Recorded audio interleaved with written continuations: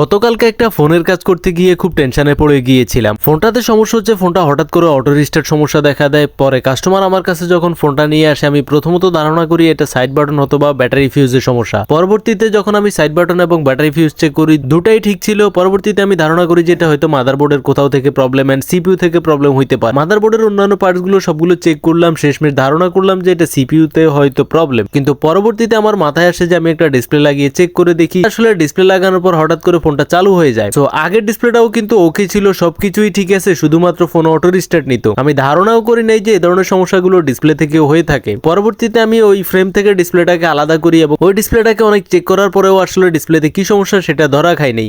কিন্তু নতুন একটা ডিসপ্লে যখনই আমি সেখানে লাগাচ্ছি, ফোনটা পুরোপুরি চালু হয়ে যাচ্ছে, শুধুমাত্র ওই ডিসপ্লেটাতেই সমস্যা। এখন কাস্টমারকে আমি যখন বললাম যে আপনার এটা অটো রিস্টার্ট সমস্যা ডিসপ্লে থেকে, কাস্টমার তো আমার দিকে হা করে তাকিয়ে আছে, বলতেছে ভাই ফোন বন্ধ হওয়ার চালু হওয়া এটার সাথে ডিসপ্লের কি সম্পর্ক? এটার সাথে তো কোনো ডিসপ্লে সম্পর্ক নাই। আর ডিসপ্লে তো ভালো আছে, দেখাই যাচ্ছে, আলো আসতেছে, সবকিছু হচ্ছে। আর আগেও আমার টাচ কাজ করতো, ডিসপ্লেও কাজ করতো, সবকিছু ঠিক ছিল। হঠাৎ করেই এই অটো রিস্টার্ট সমস্যা দেখা দিছে। সো কাস্টমারকে যখন আমি দেখাইলাম ভাই নতুন একটা ডিসপ্লে লাগানোর পরে কিন্তু ফোনটা খুব সুন্দরভাবে চালু হচ্ছে, কোনো সমস্যা দিচ্ছে না, শুধুমাত্র আপনার ডিসপ্লেটা কানেক্ট করার সাথে সাথেই অটো রিস্টার্ট করতেছে, তার মানে আপনার ডিসপ্লে সমস্যা। এখন কাস্টমার আমাকে বলতেছে তাহলে আমার ফোনটা ফিটিং করে দেন, কারণ ডিসপ্লে চেঞ্জ করার এখন আপাতত আমার কাছে টাকা নাই, পরবর্তীতে একসময় এসে ডিসপ্লেটা চেঞ্জ করে নিয়ে যাব।